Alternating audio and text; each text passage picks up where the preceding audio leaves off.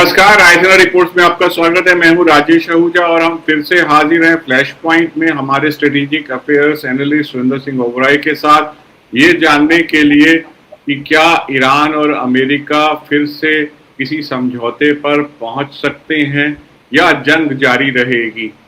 Donald Trump ने एक बार फिर हमले की चेतावनी दी, कहा कि मैसिव अटैक करेंगे।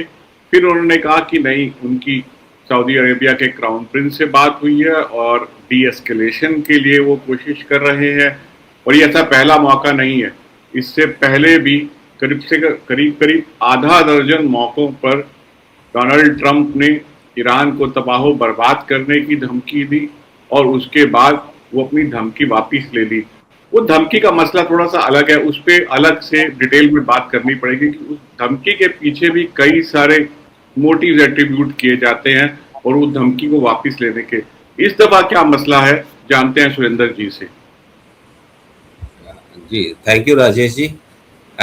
जैसे आप बता रहे थे कि जो प्रेसिडेंट है यूएस डोनाल्ड ट्रंप, उन्होंने कहा है कि मैंने ये अटैक जो लेटेस्ट था, जो कि बहुत ही हार्ड हिटिंग अटैक होने वाला था, तो वो बंद कर दिया है यूएई और सऊदी अरबिया के रिक्वेस्ट के ऊपर। जब उनके साथ बातचीत हुई, कल उन्होंने यहाँ तक ये कह दिया था कि ये अटैक सेकेंड वर्ल्ड वॉर की तरह मैसिव हो सकता है। अब सेकेंड वर्ल्ड वॉर में आपको याद है कि न्यूक्लियर अटैक भी हुआ था, तो क्या वो न्यूक्लियर अटैक की धमकी दे रहे थे? तो that is a secondary thing which we can discuss it afterwards. लेकिन कल जो स्टेटमेंट उनका जो आया हुआ था वो बहुत स्ट्रॉन्ग स्टेटमेंट आया हुआ था, जो उन्होंने अपने ट्रुथ सोशल के ऊपर लिखा था। लेकिन इमीडिएटली संडे को, कल जब वो वापस आ रहे थे अपने एयरफोर्स वन प्लेन में, तो मीडिया के लोगों को उन्होंने बताया है कि फ्रेश नेगोशिएशंस ईरान के साथ दोबारा शुरू हो गई है और मंडे को इसका मैसिव बात होगी। लेकिन ये नहीं बताया कि कहाँ पे होगी, कौन कर रहा है, कैसे कर रहा है। एटलीस्ट कुछ कॉन्फिडेंशियलिटी उन्होंने इस बात रखी। अदरवाइज वो कह रहे थे मैं मैसिव मिलिट्री स्ट्राइक करने वाला हूँ, और जो सारे इंटरनेशनल मीडिया ने रिपोर्ट भी किया था। उनका कहना था कि हम उनसे बात कर रहे हैं नेगोशिएशन की, और वो कल से ही बातचीत शुरू हो गई है। और जो कई इंटरनेशनल मीडिया ने बताया है कि दोबारा यूएई ने स्टार्ट किया हुआ है बातचीत थोड़ी बहुत, और पाकिस्तान ने भी उनके साथ बातचीत शुरू की हुई है। लेकिन सबसे इम्पोर्टेंट इशू है कि सऊदी अरबिया के फॉरेन मिनिस्टर ने बात की है ईरान के फॉरेन मिनिस्टर के साथ। तो उस चीज़ पे एक इम्पॉर्टेंट है, क्योंकि सऊदी अरबिया को काफ़ी सीरियस लिया जा रहा है। और सऊदी अरबिया, जो हम लास्ट टाइम डिस्कशंस कर रहे थे, जो क्राउन प्रिंस मोहम्मद बिन सलमान हैं, वो चाहते हैं कि किसी न किसी तरीके से उनका जो विजन 2030 है वो दोबारा इम्प्लीमेंट होना शुरू हो किसी तरीके से। वजह से सुरेंद्र जी, सऊदी अरेबिया के जो दूसरी हॉर्मुज के दूसरी साइड जो रेड सी वाला रास्ता है, ऐसा कहा जा रहा है कि वहां से दो शिप्स जो हैं क्रॉस उन्होंने किया है। हालांकि हुतीज ने धमकी दिया था, जो कि ईरानियन प्रॉक्सीज हैं यमन के, उन्होंने धमकी दिया था कि वो वाला रास्ता भी, दूसरे वाला रास्ता भी नहीं चलने देंगे। लेकिन दोनों शिप्स जो हैं वो निकल गए। तो ऐसा लगता है कि कुछ सहमति है कि अभी ईरान जो है वो सऊदी अरेबिया पर अलग से कोई नया मोर्चा नहीं खोलना चाहता है, क्योंकि डी एस्केलेशन की बात चल रही है। जी नहीं, वो बाबल मंडप पे एक ही अटैक हुआ था, जो कि अटैक जब हुआ था तो वो यमन से अटैक हुआ था, और उसी की रिस्पांस पे जब सऊदी अरबिया के ट्रुप्स ने पहली बार जो पार्टिसिपेट किया था, जो इराक पे उन लोगों ने आके अटैक किया था, कि इराक के जो एक ग्रुप है वहां पे, जिसे पॉपुलर मोबिलाइजेशन फोर्स कहते हैं, जो अगेन कहा जाता है कि एक प्रॉक्सी ग्रुप है, तो उस चीज में पहली बार पार्टिसिपेट सऊदी अरबिया ने किया था। और एक शिप जो रेड सी पे अटैक हुआ था, जो सऊदी अरबिया ने भी कहा था कि उनका डैमेज हुआ है, लेकिन ईरान ने क्लेम किया था हमने 2 शिप्स पे अटैक किया है। लेकिन वहां पे सी रूट अभी चल रहा है, शिप्स आ रही हैं। यही सबसे बड़ा डर था कि अगर हार्मोस भी बंद हो जाता है और वहां से बाबल मंडप भी बंद हो जाता है, तो रेड सी का जो आपका 2 वेज हैं, सऊदी अरबिया का ईस्टर्न साइड और वेस्टर्न साइड, दोनों तरफ से उनकी जो ट्रांसपोर्टेशन एनर्जी शिप्स की हैं वो बंद हो जाती। उसी जी रीजन से सऊदी अरबिया मैसिवली एक्टिवेट हो गया है।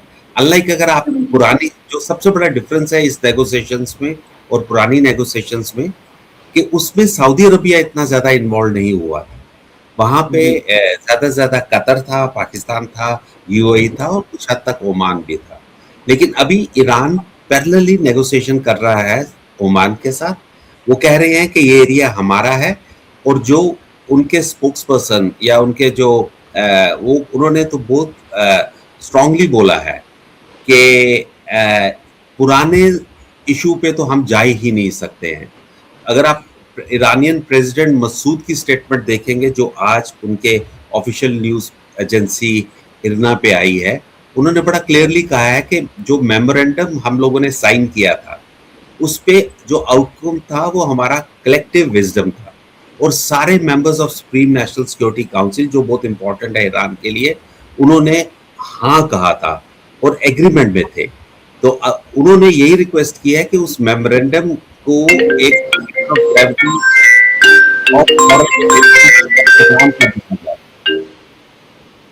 वो बहुत इंपॉर्टेंट है कि उनकी जो ये मेमोरेंडम ऑफ अंडरस्टैंडिंग में जो इन्होंने स्टेटमेंट जो प्रेसिडेंट ऑफ ईरान दे रहा है, वो दोबारा इंसिस्ट कर रहा है कि हम बातचीत के लिए तैयार हैं। अगर आप बिटवीन द लाइंस पे देखेंगे, हम सेकंड एक्सरसाइज नहीं करना चाहते हैं कि सुप्रीम नेशनल सिक्योरिटी काउंसिल के साथ। तो this is where he said that we must work to ensure that the US remains committed to what it has signed. तो ये एक बड़ा इंपॉर्टेंट एस्पेक्ट है जो आज ही स्टेटमेंट आया है।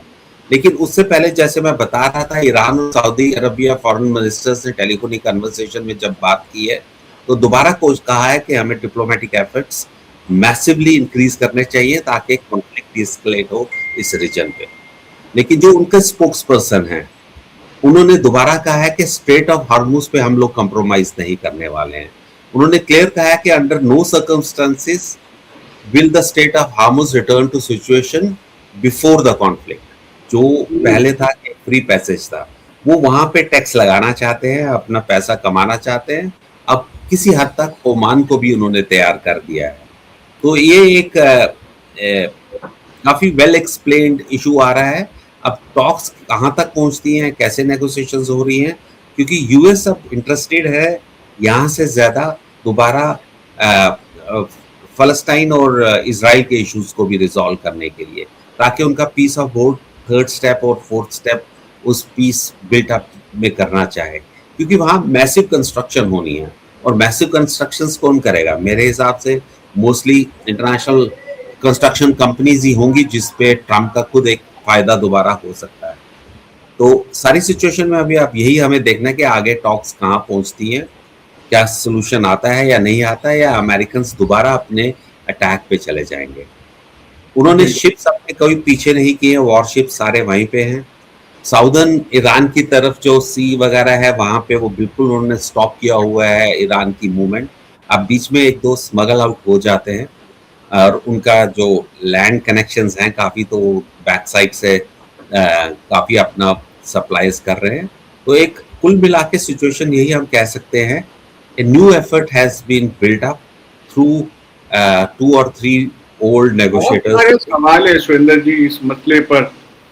जिस तरीके से टोल की बात हो रही है, हॉर्मुज टोल की बात हो रही है, जिसके लिए अब शायद अमेरिका के अंदर एक सहमति सी बन रही है कि ठीक है, ईरान को टोल वसूलने दिया जाए।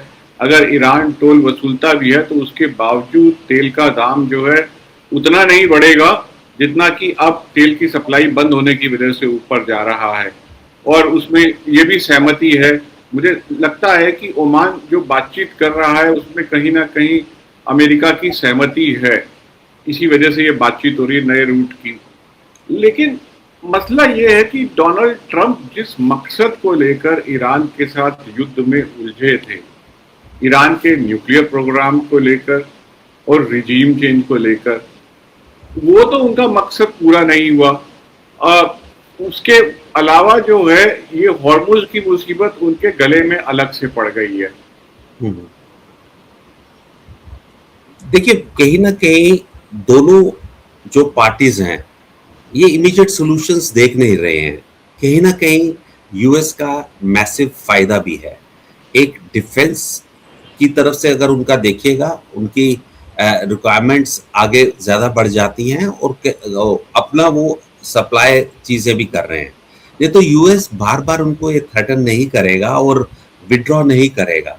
वो क्यों विड्रॉ कर रहा है और क्यों बीच बीच में स्टेटमेंट्स आ रहे हैं, that is important to be looked into. ठीक है, हम ट्रंप को सीरियस नहीं ले रहे हैं, लेकिन एक फॉरेन पॉलिसी है कंट्री की। वो फॉरेन पॉलिसी क्या स्टेटमेंट्स दे रही है, क्या एडवाइस कर रही है और क्या उनका फ्यूचर गोल है। आप बिल्कुल ठीक कह रहे हैं कि न्यूक्लियर इश्यूज और जो उनका बाकी चीजें जैसे वो कर रहे थे, वो सेकेंडरी, जो हम लास्ट टाइम भी कह रहे थे कि उनके ऑब्जेक्टिव्स हैं। प्राइमरी ऑब्जेक्टिव उनका वाटरवेज है, ताकि सारे वाटरवेज कंट्रोल करें और कहीं चाइना और रशिया दोबारा उन एरियाज के ऊपर डोमिनेट ना करें। तो मेरे हिसाब से वो वाटरवेज की ज्यादा ये जंग चल रही है। और इस पे ओपनिंग ऑफ जो हार्मूज स्ट्रेट होगा,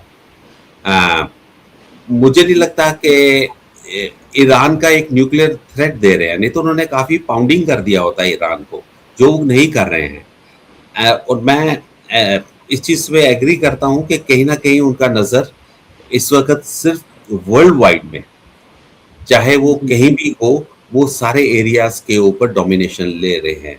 अब वो सक्सेसफुल हो रहे हैं कि नहीं हो रहे हैं, that is another thing. Even though dollar की वैल्यू भी आगे ग्लोबली कम हो जाएगी, लेकिन यूएस की अटेम्प्ट यही है कि मैं ट्रांसपोर्टेशन ऑफ एनर्जी लेवल्स को पूरी तरह कंट्रोल करूं। जी, बहुत बहुत शुक्रिया सुरेंद्र जी इस जानकारी के लिए। दर्शकों, ये थे सुरेंद्र सिंह ओबरॉय जो हमें बता रहे थे ईरान और अमेरिका के बीच में क्या चल रहा है, ताज़ा नया क्या है, क्या तेल के दाम के बढ़ने की जो आशंका बनी हुई है वो खत्म होगी या नहीं होगी। सुरेंद्र जी से हम बार बार जानकारी लेते रहेंगे इस मसले पर। बहुत बहुत शुक्रिया सुरेंद्र जी। Thank you Rajesh.